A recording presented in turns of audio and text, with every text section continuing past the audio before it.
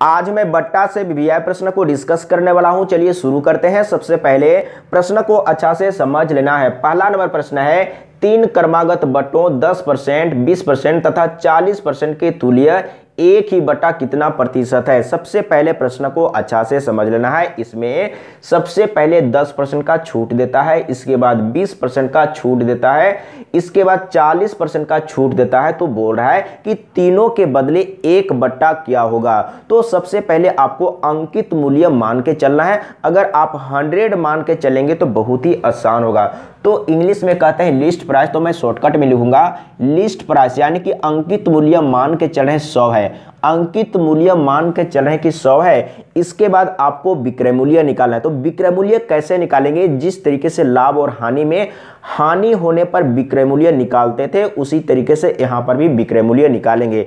लाभ और हानि में जैसे क्रय मूल्य x दिया हुआ है और 20% का हानि हुआ है, तो विक्रय मूल्य कैसे निकालेंगे? यानी कि क्रय मूल्य गुने 20% का हानि हुआ है, तो क्या करेंगे? सबसे पहले 100 माइनस 20 करेंगे तो 80 आएगा। तो 80/100 करते थे। इस तरीके से मैंने पहले बता चुका हूं।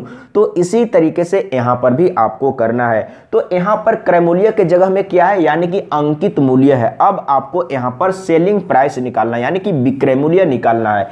एक बार अच्छा से सीखना है, समझना है, फिर कभी कोई दिक्कत नहीं होगा। तो विक्रय मूल्य निकालना है, तो यहां पर अंकित मूल्य है, तो अंकित मूल्य ले लेना है। इसके बाद 10% का छूट दिया जाता है, तो क्या करना है आपको? 100 माइनस 10 करना है, तो क्या होगा? 90। तो 90/100 यहां पर रखना है। जिस तरीके से लाभ और हानि में हानि होने पर विक्रय मूल्य निकालते थे, उसी तरीके से यहां पर भी करना है। इसके बाद क्या है? फिर से 20% का छूट दिया जाता है, तो 100 माइनस 20 करेंगे तो 80 होगा, यानी कि 80/100 आपको लिखना है। इसके बाद 40% का छूट दिया जा रहा है, तो क्या करना है? 100 माइनस 40 करना है, तो क्या हो जाएगा? यानी कि 60 आएगा। तो 60/100 आपको लेना है। इसी को कैलकुलेट करेंगे तो विक्रय मूल्य मालूम हो जाएगा। तो सबसे पहले ये 100 और ये 100 कैंसिल हो जाएगा और 2 जीरो भी कैंसिल कर लेते हैं। इसके बाद यहां से 1 जीरो कैंसिल कर लेते हैं। 2 तिया 6 और 2 से इसको काटेंगे तो 2 पचे 10। अब 5 से तो नहीं कटेगा, तो सबको गुना कर लेंगे। 9 अठे 72 और गुने में 3 है और बटे में 5 है। अब यहाँ पर आपको समझना है 3 दूना 6, इसके बाद 3 सत्ते 21, तो इतना हो गया और बटे में 5। अब 5 से डिवाइड करेंगे तो कितना होगा? 5 चौके 20 हो जाएगा। इसके बाद यहाँ पर 1 बच गया है तो 16, तो 5 तिया 15, 1 बच गया है तो पॉइंट दे देंगे और 0 बैठाएंगे तो 10 होगा। 5 दूना 10, यानी कि इतना आ गया है विक्रय मूल्य। अब आपको समझना है, यानी कि 10% का छूट देने के बाद, इसके बाद 20% छूट देने के बाद, 40% छूट देने के बाद कितना में बेच रहा है? यानी कि इतना में बेच रहा है, तो कितना छूट दिया, अब ये आपको समझना है। तो अंकित मूल्य इतना था, अब इसमें इसको माइनस करेंगे तो आपको मालूम हो जाएगा कि कितना छूट दिया है। तो क्या करेंगे? 100 में इसको माइनस करेंगे, क्योंकि ये अंकित मूल्य है और इतना में बेच रहा है, तो कितना छोड़ दिया, यानी कि कितना छूट दिया, तो आपको अंकित मूल्य में इसको माइनस कर लेना है। तो माइनस कर लेते हैं। कितना है? 43.2 है। इसमें पॉइंट नहीं है तो आप यहां पर रख सकते हैं इस तरीके से।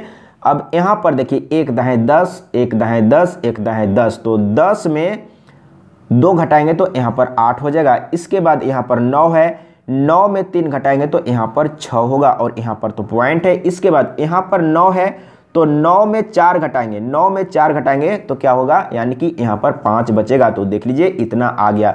अब यहाँ पर आपको अच्छा से समझना है कितना है?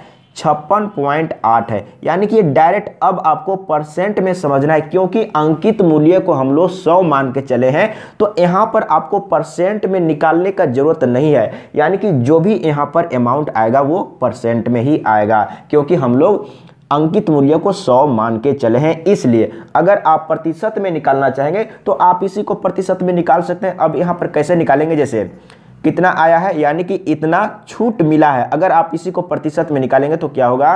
जैसे 56.8 है, इतना छूट मिला और टोटल मूल्य कितना है, यानी कि अंकित मूल्य कितना है? 100 है और 100 से गुना करेंगे तो प्रतिशत में आ जाएगा, तो ये कट जाएगा। तो अगर आप अंकित मूल्य को 100 मान के चले हैं तो यहाँ पर आपको प्रतिशत निकालने में कुछ भी नहीं करना है, जो डायरेक्ट आया वही प्रतिशत में आएगा। तो देख लीजिए कहाँ पर है? 56.8 56.8%। तो कहां पर है? सी ऑप्शन सही है।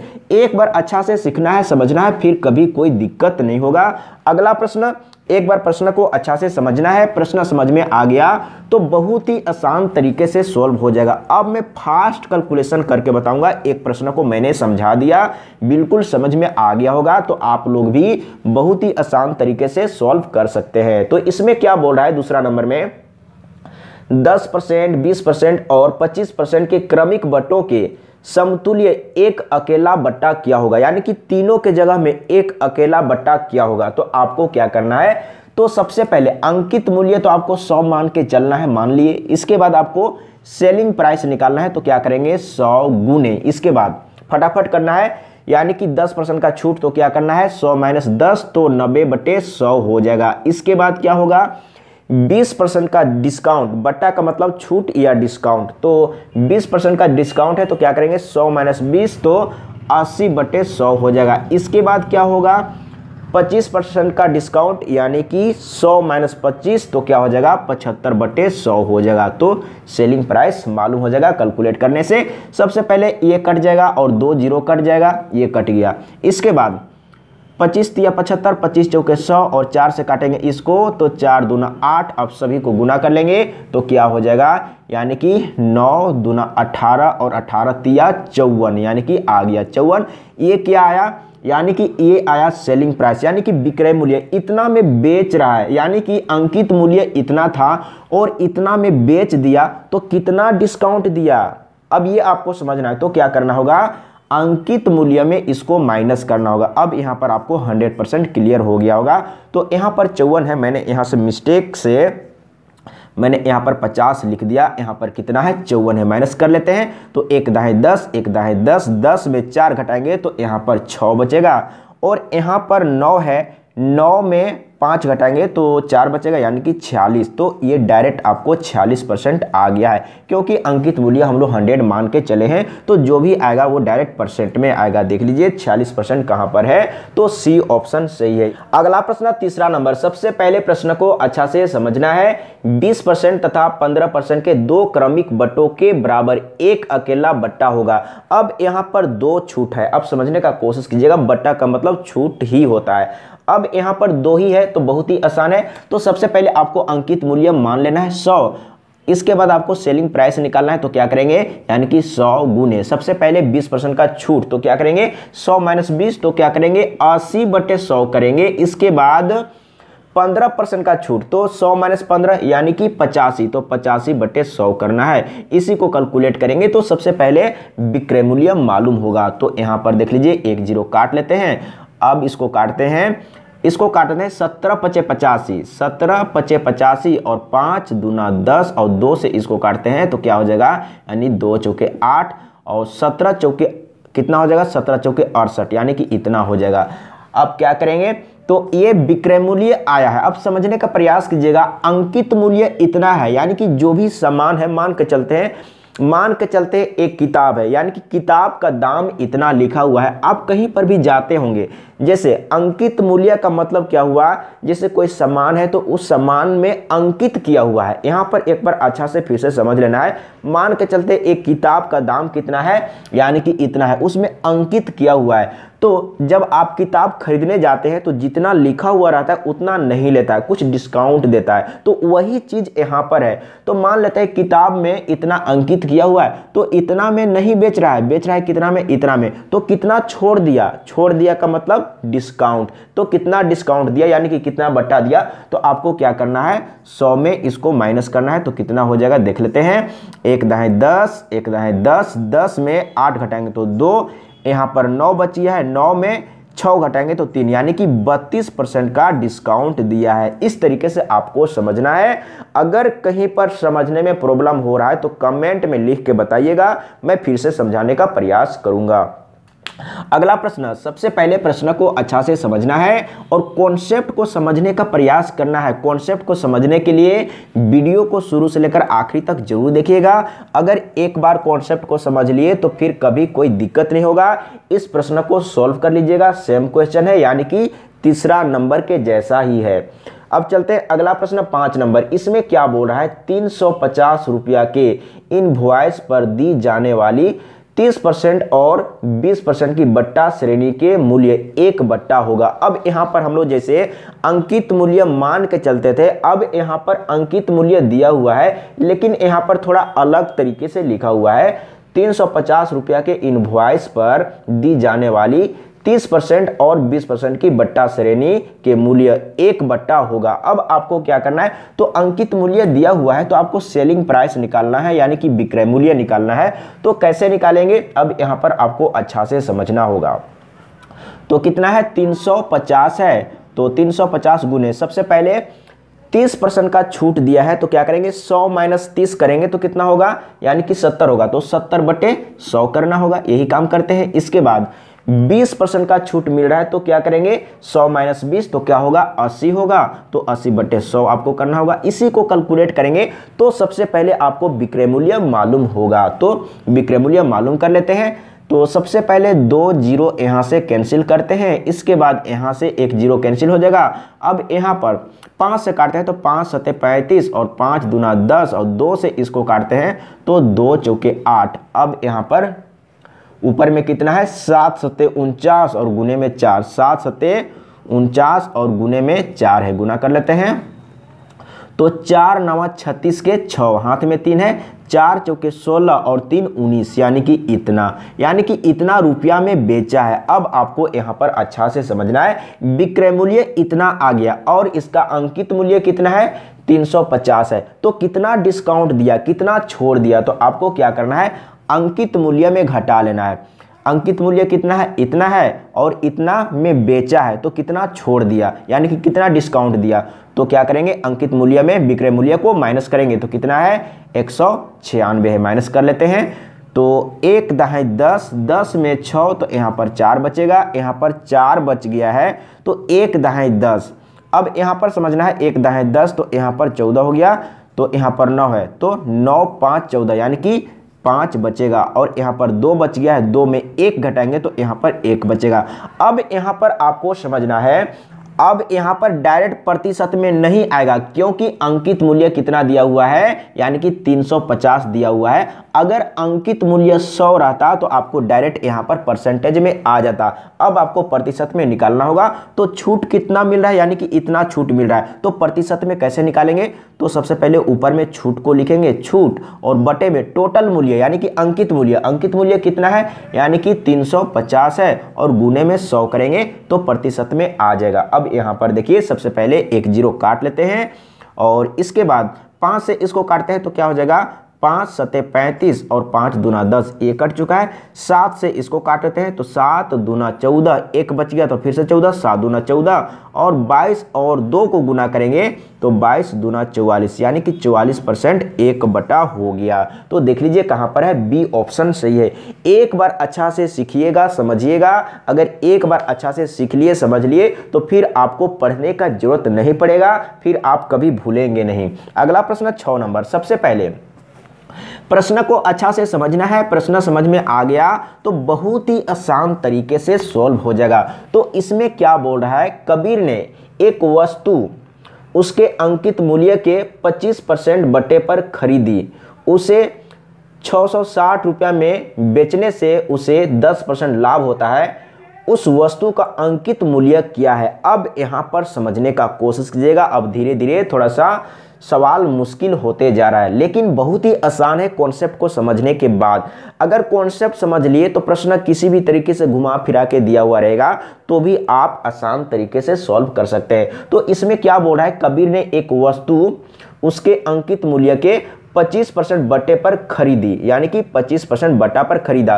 तो सबसे पहले आपको अंकित मूल्य मान के चलना है, यानी कि लिस्ट प्राइस मान के चलते हैं। अब x, अब यहां पर आपको 100 नहीं मानना है, क्योंकि यहां पर हम लोग को क्या निकालना है, अंकित मूल्य निकालना है। तो कोई जरूरी तो नहीं है कि अंकित मूल्य 100 ही होगा। अब यहां पर आपको अंकित मूल्य को XYZ कुछ भी मान के चलना है। तो अंकित मूल्य इतना है। अब आपको क्या करना है, तो बोल रहा है कबीर ने एक वस्तु उसके अंकित मूल्य के 25% बटे पर खरीदी। अब यहां पर आपको समझना है, जिस तरीके से विक्रय मूल्य निकालते थे वैसे ही निकालेंगे, लेकिन यहां पर वही चीज क्रय मूल्य कहलाएगा। तो यहां पर हम लोग क्या निकाल रहे हैं, सीपी निकाल रहे हैं। सीपी निकालने के लिए क्या करेंगे, यानी कि लिस्ट प्राइस कितना है तो x है और छूट कितना है 25% है, तो क्या करेंगे यानी कि 100 माइनस 25 करेंगे तो आएगा 75, यानी कि 75 बटे 100 करेंगे, यानी कि ये क्या है, क्रय मूल्य है। आपको समझना है, यानी कि विक्रय मूल्य जो हम लोग निकालते थे तो वही चीज यहां पर क्रय मूल्य कहला रहा है, यहां पर आपको समझना होगा। अब यहां पर देख लीजिए, सबसे पहले काट लेते हैं, अगर नहीं भी काटेंगे तो कोई दिक्कत नहीं है, इसको रहने देते हैं, यानी कि 75x बटे 100 हो गया। अब यहां पर इतना रहने देते हैं, यानी कि ये क्रय मूल्य है। अब क्या बोल रहा है, आगे समझना है, उसे 660 रुपया में बेचने से, यानी कि 660 रुपया में बेच रहा है, यानी कि विक्रय मूल्य मालूम है 660 रुपया में बेच रहा है, यानी कि विक्रय मूल्य 660 रुपया है, उसे 10% लाभ होता है। अब यहां पर आपको विक्रय मूल्य और प्रतिशत लाभ मालूम है, तो क्रय मूल्य कैसे निकालेंगे। अब यहां पर आपको समझना है, फिर से क्रय मूल्य निकालने के लिए यहां पर दिया हुआ है, तो विक्रय मूल्य कितना दिया हुआ है 660 रुपया दिया हुआ है, और लाभ प्रतिशत दिया हुआ है कितना है 10%।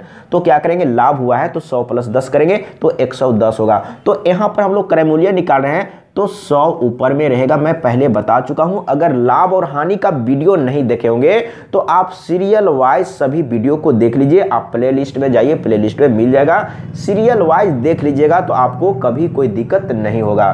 तो क्या करेंगे, लाभ हुआ था तो 100 प्लस 10 किए थे तो 110 नीचे में रहेगा और 100 ऊपर में रहेगा। अब आपको समझना है कि यहां पर भी क्रय मूल्य है और यहां पर भी क्रय मूल्य है, तो ये दोनों तो बराबर है, तो अब ये दोनों को बराबर में लेके चलेंगे और x का वैल्यू निकाल लेंगे। तो इधर में क्या हो जाएगा, 75x बटे 100 हो जाएगा, और इधर में कितना है, इधर में है 660 गुने 100 और बटे में 110 है। अब यहां पर आपको सॉल्व करना है। तो सबसे पहले 1 0 इसको आप काट सकते हैं अगर समझ रहे हैं तो, अगर नहीं समझ पा रहे हैं तो सबसे पहले तिरछा तिरछी गुना कर लीजिएगा, तब आपको काट कूट करना है। अब यहां पर आपको समझना है, सबसे पहले इसको 5 से काटते हैं तो 15 पचे 75 और 5 दूना 10, यहां पर इस तरीके से कट गया है। अब क्या करेंगे, तो सबसे पहले अब इसको भी काट सकते हैं, तो क्या हो जाएगा, यानी कि 5 तिया 15, 5 से काटे 5 तिया 15 और 5 चौके 20, इस तरीके से भी कटेगा, ऐसे कटा है तो आप काट सकते हैं।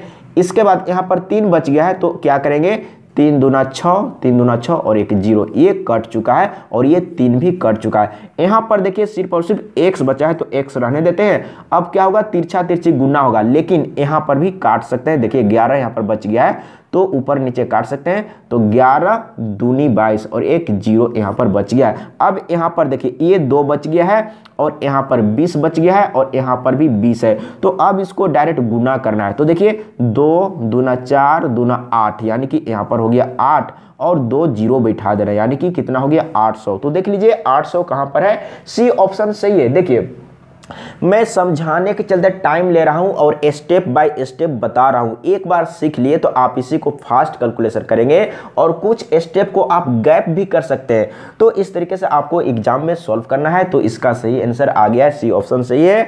अगला प्रश्न 7 नंबर, सबसे पहले प्रश्न को अच्छा से समझना है। अगर प्रश्न समझ में आ गया तो बहुत ही आसान तरीके से सॉल्व हो जाएगा। एक बार सीखना है और सीखने के लिए टाइम देना होगा। मैं बहुत दिनों से देख रहा हूं, अगर कोई वीडियो में बनाता हूं 30 मिनट का तो एवरेज दिखाता है, कोई देखते हैं 5 मिनट, कोई 6 मिनट देखते होंगे, तो एवरेज टाइम मुझे मालूम हो जाता है कि आप ज़्यादा नहीं देख रहे हैं। अगर आप नहीं देखेंगे तो क्या सीखेंगे, अगर आप जानते हैं तो कोई बात नहीं, नहीं देखिए, लेकिन अगर आप सीखना चाहते हैं तो वीडियो को पूरा जरूर देखिएगा। तो इसमें कैसे सॉल्व करेंगे, एक साड़ी पर 35% तथा 10% के 2 क्रमिक बट्टे हैं। यदि किसी आदमी ने उसके लिए 1170 रुपया दिए हो तो बटों से पूर्व साड़ी का मूल्य था। अब यहां पर आपको समझना है, यानी कि क्या बोल रहा है, दिए हो तो बटों से पूर्व, यानी कि सबसे पहले वाला मूल्य, यानी कि अंकित मूल्य, लिस्ट प्राइस। अब यहां पर आपको समझना है, मान लेते हैं कि लिस्ट प्राइस x है, लिस्ट प्राइस आपको निकालने के लिए कहा गया है। तो सेलिंग प्राइस कैसे निकालते हैं, यानी कि लिस्ट प्राइस गुने, तो बट्टा कितना है सबसे पहले 35% है तो क्या करेंगे, यानी कि 100 माइनस 35 करेंगे, तो 100 माइनस 35 कर लेते हैं तो क्या हो जाएगा, 1 दाएं 10, 1 दाएं 10, 10 में 5 घटाएंगे तो यहाँ पर 5, यहाँ पर 9 है, तो 9 में 3 घटाएंगे तो 6, यानी कि 65। तो आपको क्या करना है, 65/100 करना है। इसके बाद 10% का छूट है तो क्या करेंगे, 100 माइनस 10 यानी कि 90/100 करेंगे। ये क्या है, विक्रय मूल्य है। अब आपको यहां पर समझना है, तो बोल रहा है यदि किसी आदमी ने उसके लिए 1170 रुपया दिए हो, यानी कि खरीदने के लिए कितना दिया है, यानी कि 1170 रुपया, यानी कि विक्रय मूल्य के बराबर क्या है, 1170। अब यहां पर आपको समझना होगा, एक बार समझ लिए तो फिर कभी कोई दिक्कत नहीं होगा, यानी कि ये विक्रय मूल्य है, ये बेच रहा है। अगर कोई आदमी, अब यहां पर आपको समझना है, 2 आदमी है, जैसे ये बेच रहा है तो इसके लिए विक्रय मूल्य है, लेकिन अगर ये आदमी खरीद रहा है उसके लिए क्या है, क्रय मूल्य है। ये आदमी बेच रहा है तो इसका विक्रय मूल्य यहाँ पर मालूम है, और ये आदमी खरीद रहा है तो वो कितना पैसा दिया है वहाँ पर दिया हुआ है। तो ये आदमी जितना में बेचा है उतना ही में ये खरीदा है, तो जितना में खरीदा है उसका मूल्य दिया हुआ है, तो इसी के बराबर होगा। तो यहाँ पर आपको क्या लेके चलना है, यानी कि 1170 लेके चलना है। अगर प्रश्न समझ में आ गया तो बहुत ही आसान तरीके से सॉल्व हो जाएगा। अब इसी को कैलकुलेट करेंगे तो अंकित मूल्य मालूम हो जाएगा। तो देख लीजिए, सबसे पहले क्या करेंगे, 1 0 काटेंगे, यहां से काट लेते हैं। इसके बाद क्या करेंगे, अब यहां पर 13 5 65 इसको काट लिए और 5 से इसको काटेंगे, यानी कि 5 दूना 10, ये कट चुका है। अब क्या करेंगे, यानी कि 9 और 13 तो किसी से नहीं कटेगा। अब आपको समझना है, अगर इस तरीके से कट रहा है तो आप काट सकते हैं। तो देखिए 7 8 9, यानी कि 9 से ये कटेगा तो 9 एकम 9, 9 2 11 होता है, तो यहाँ पर 2 बच गया है तो 27 हो गया, यानी कि 9 3 27 और 1 0, ये कट चुका है। अगर आप काटने जानते हैं तभी काटिएगा, अन्यथा आप तिरछा तिरछी गुना कर लीजिए तब काट कूट करिएगा। अब यहाँ पर देखिए 9 कट चुका था, अब यहाँ पर देखिए 13 एकम 13 कट चुका, 1 0 बच गया, ये कट गया। अब यहाँ पर देखिए ऊपर में सिर्फ और सिर्फ x बच गया है, और यहाँ पर देखिए अब इस तरीके से तिरछा गुना होगा तो क्या होगा, यानी कि 2 एकम 2 एकम 2, यानी कि 2 रह जाएगा, और 0 कितना रहेगा, 3। तो देख लीजिए 2000 आ गया है अंकित मूल्य। एक बार अच्छा से सीखना है, अगर कहीं पर समझने में, तो पहले आंसर मिलाते हैं, 2000 कहाँ पर है, तो ए ऑप्शन सही है। अगर कहीं पर समझने में प्रॉब्लम हुआ है, अगर आप सीखना चाहते हैं, समझना चाहते हैं, अच्छा करना चाहते हैं, तो कमेंट में लिख के जरूर बताइएगा, मैं फिर से समझाने का प्रयास करूंगा।